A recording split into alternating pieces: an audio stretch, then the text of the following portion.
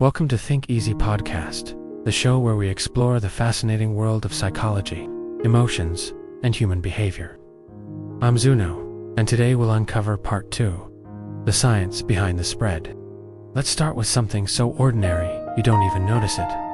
When you talk to a friend, your body begins to copy them. If they lean forward, you lean forward. If they fold their arms, you often fold yours. If they laugh, your lips twitch. This happens even with strangers. Sit across from someone tapping their foot nervously, and before long your own leg starts bouncing. Psychologists call this micromimicry, the unconscious imitation of another person's expressions, posture, and movements. And here's the kicker. Once your body mimics, your emotions follow. That's the facial feedback hypothesis. When you smile, even if forced, your brain gets signals that you're happier. When you frown, your mood dips. So when you mimic someone else's smile or scowl, even subtly, without awareness, you begin to feel what they feel. It's not magic, it's wiring. In the 1990s, scientists in Parma, Italy, made a startling discovery. They were studying monkeys, tracking neurons as the animals reached for food. Then, by accident, they noticed the same neurons fired when a monkey watched a researcher reach for food. The monkey wasn't moving. It was watching, yet its brain acted as if it had moved. These became known as mirror neurons. Later, scientists found similar systems in humans. When you see someone smile, neurons in your motor cortex for smiling fire. When you see someone grimace in pain, your own pain circuits activate. In other words, your brain is a copycat. It simulates others' experiences inside you. That's why watching a horror movie makes your heart race. That's why you flinch when someone stubs their toe. That's why yawns spread like wildfire. Mirror neurons are the neural bridge of contagion. But it isn't just neurons.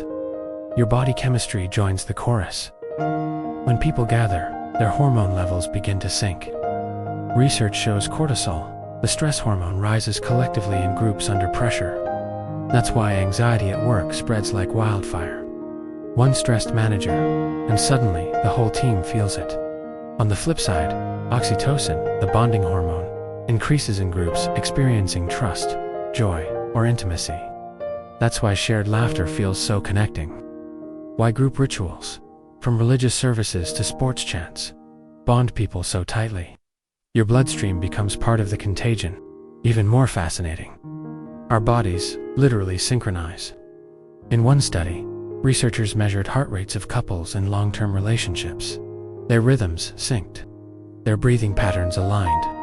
Even brainwaves showed remarkable harmony. Another study put strangers together and asked them to sit quietly. Within minutes, their heartbeats and breathing subtly mirrored. This is called physiological synchrony, the body's way of falling into rhythm with others. You feel it at concerts when you chant with thousands. You feel it in yoga classes when everyone breathes together. You feel it when silence falls in a tense room and your chest tightens along with the crowds. Your body isn't separate. It's part of the orchestra. But wait, if mimicry depends on faces and voices, how can emotions spread online? In 2014, Facebook conducted a massive, controversial experiment. They altered the news feeds of 700,000 users. Some saw more positive posts. Others saw more negative posts. The results: people exposed to positivity wrote happier updates. Those shown negativity posted gloomier ones. No smiles, no tone, no faces, just text, yet moods shifted. What this shows: emotional contagion doesn't require physical presence. Words, emojis, headlines, all carry emotional signals that trigger your brain and body. In our hyper-connected world, contagion spreads faster and wider than ever before. Here's a sobering truth. Negative emotions spread more easily than positive ones. Why? Evolution. Spotting danger kept our ancestors alive. Fear had to be contagious. So your brain has a negativity bias. Bad news sticks. Bad moods spread faster. Studies show people mimic frowns more than smiles. Anger catches more quickly than calm. On social media, outrage travels farther than gratitude. It's not fair, but it's human. And it means that unless we're intentional, our shared spaces, offices, families, online platforms, will skew toward stress, anger, and fear. Let's ground this in a few famous experiments. Waiting room study. Researchers planted actors in waiting rooms who acted anxious, sad, or happy. Within minutes, real participants unconsciously mirrored the emotions, posture, facial expression, even heart rate. Smiling contagion. Psychologists filmed groups of strangers watching comedy clips. Even when jokes fell flat, one planted laugher triggered genuine laughter across the room. The crowd panic. In simulations of emergencies, one person's panic can trigger group-wide flight in seconds. Even if danger isn't real, fear spreads too fast to stop. These studies confirm what you already know. Moods are not private, they are viral. So why don't we notice it? Because contagion happens faster than thought. Microexpressions last less than a quarter of a second. Tone changes register in milliseconds. Your body reacts before your conscious mind has time to interpret. That's why you often can't explain why you feel uneasy in a room, or suddenly cheerful around certain people.